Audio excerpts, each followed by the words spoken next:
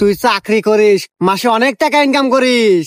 হ্যাঁ তোর নাম জন্টু সোহাগ, তোর বয়স 23। হ্যাঁ বাবা। তুই বিয়ে করছু 7 বছর আগে।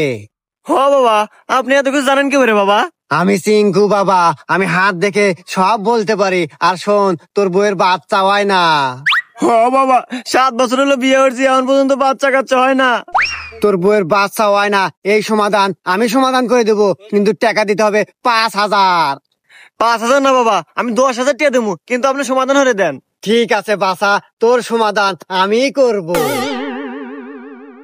আর বন্ধু শোন, তোর বইয়ের নাম কিন্তু চাঁদনি।